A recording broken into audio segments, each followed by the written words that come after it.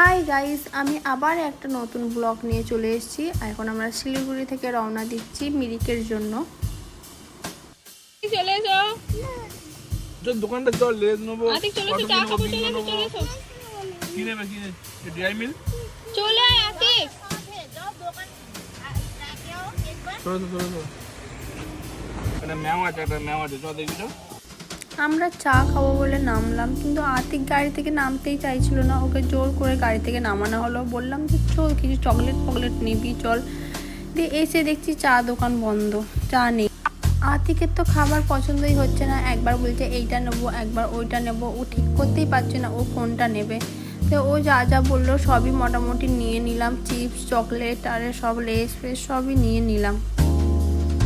আমরা নিজেদের জন্য বিস্কুট আর সব চিড়ে ভাজা আর সব নিয়ে নিলাম। পর এখান থেকে বিল টিল করে বেরিয়ে যাব। যখন চা খাওয়া হলো না, অন্য জায়গায় দাঁড়িয়ে চা খাবো। এখানে দাদা আমাকে বলছে যে বাবা, তোমরা দুজন ম্যাচিং করেছো।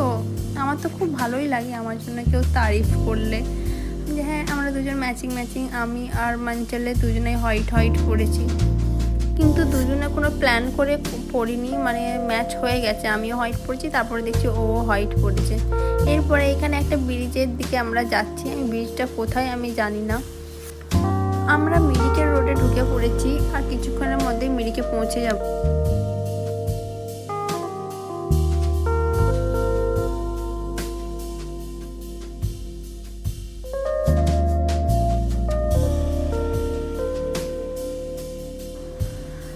ফাইনালি আমরা মিরিকে পৌঁছে গেছি। এরপরে এখানে থামবো, কারণ আমাদের তো সকাল থেকে চা খাওয়া হয়নি, চা এখন পেলাম না। এখানে চা খেয়ে টয়লেট করে তারপরে এখান থেকে আবার রওনা দেব। এই রেস্টুরেন্টের পেছনের ভিউটা অসাধারণ, কি বলবো। আমি তো মুগ্ধ হয়ে গেছি ভিউটা দেখে। দেখুন আপনারা একটু ভিউটা।